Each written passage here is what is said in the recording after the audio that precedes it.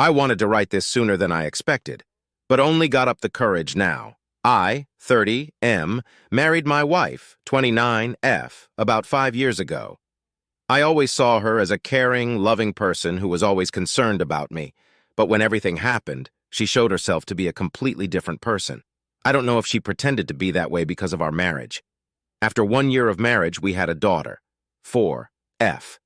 She is absolutely the love of my life. I adore her. My wife and I have always loved children, so having a daughter was like a blessing to our newly formed family. Fast forward to the future, the pandemic caused me to lose my job. My wife continued to work in an office while I did jobs anywhere possible, as my wife and I fought regularly because of this. One of these fights led to her slapping me in front of our daughter, which probably made her uncomfortable, but she didn't understand about these things, so I guess she must not even remember it. My wife always reminded me that I didn't have a job, and our marriage was getting worse and worse. In a brief context, I didn't finish high school. This, at least in my country, makes it very difficult for me to find a stable job. I had tried to get a job in several places, but it never worked out. So 2 days ago, I came home early after helping to make some deliveries for extra money. I entered the house, only to see a scene that simply never left my mind. My wife was there in the kitchen having sex with a guy from her office. She saw me staring at the scene, completely unresponsive. She screamed in horror at the sight of me. I just wanted to walk over there and kill that guy, but I somehow managed to keep calm. I left the house with my wife's car keys in my hand since I don't have a car and needed to pick up my daughter from school. She came out of the house a few minutes later with messy hair, tired, and with red cheeks. She was probably having sex with that guy all afternoon. She looked at me, crying, telling me that she loved me and that she was sorry. I didn't know what to say. The only thing I could ask her was, "How long have you been doing this?" Which she replied, "Please, this was the first time. I didn't know what I was thinking." It was a lie. I wanted to believe her, but I couldn't. I got into the car without saying another word, driving to my daughter's school and picking her up. I needed to relax, so I just drove to some fast food place and bought us snacks. For a few seconds, while I was eating with my daughter, I forgot what had happened.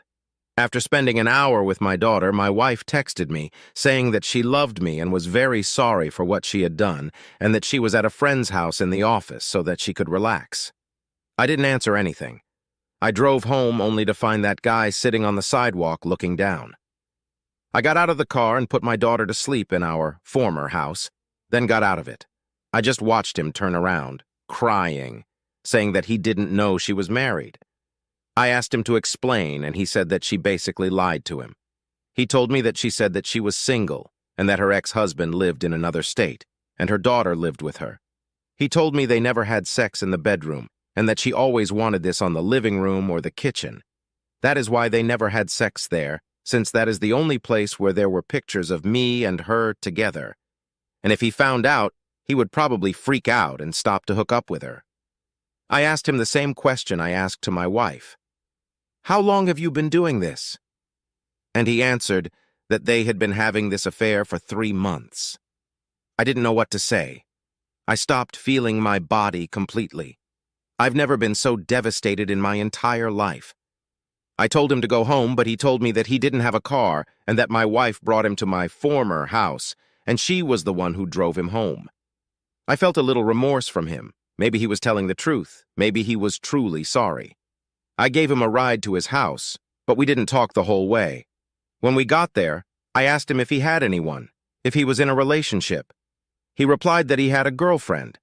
I told him to tell her everything that happened to protect him, her, and their relationship.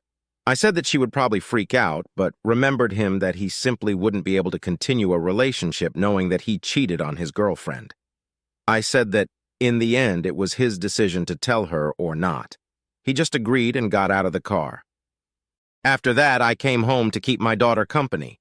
I have never been so devastated and destroyed in my entire life, and I have never cried as much as I have in the last 2 days. Now I can't think of anything else but protecting my daughter. I don't want to see that woman again in my entire life, and I hope to get a lawyer as soon as possible so that I can get a divorce. I will try to post updates whenever I can. And thank you for reading. I needed to get this off my chest and didn't want to tell my brother, who is the only person in the family that lives in my state. Also, sorry for any mistakes. I am not an English native speaker, so it is very difficult for me to write anything in this language, but I tried my best. Thanks. Edit. Since there's a bit of people confused, I did not let my daughter alone at home when I arrived the guy to his house. I called my brother to keep an eye on her. I just felt bad for the guy. Maybe he was sorry. I don't know. Edit 2. So yeah, I felt like I needed to do this edit because there are many people talking about the fact that I drove the guy to his home. I felt bad for him. Deep in my heart, I felt truly sorry for him, so I just felt I needed to do this. And yeah, looking back, it was a parenting neglect, even if my brother was taking care of her. I shouldn't have done this, and this will probably have a lot of effect on the divorce case. Thanks for all the comments. We'll probably send an update soon. Update. I just wanted to give y'all a quick update on what's been going on. Right now, I am already contacting a lawyer about what all happened, and he said that my situation, it's not so good, and that I will never get 100% of my daughter's custody, and the best option is to try to get a 50-50 custody, which I accepted immediately. I want my daughter to still see her mom because that could be too traumatic for her to handle, her mom just disappearing from her life like that. Thanks for reading my comments, and I will stop editing this post because I don't know if Reddit has a character limit on these posts. So if anything new comes up, I will update in another post. And BTW, thanks y'all for the kind words and comments. I felt really appreciated, and all those advices helped me a lot. Thanks, y'all.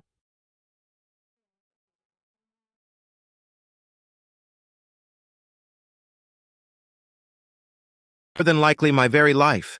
I was a little disappointed that Daniel left without the ladies, but knew I would take care of them later. Sandy, who was just as silly as her husband, said, "Oh, don't be so dramatic, Sharon. It was just a little sex. No one is going to get killed, let alone seriously hurt. Ron doesn't have any PTSD, and he's not the type of person to—" That was all she had time to say. Suddenly, there was a massive explosion as Daniel's car pulled into the driveway and triggered the stretch cords leading to the charges set there. There wasn't a square inch of the driver's side door that didn't have a hole in it, and Daniel was already lying dead on the steering wheel. In fact, all the doors had holes in them from the hitting elements, so anyone who dared to travel with Daniel would instantly die with him. With a graying face, Sharon looked at Sandy and asked, "So, what are you saying? There's no PTSD?"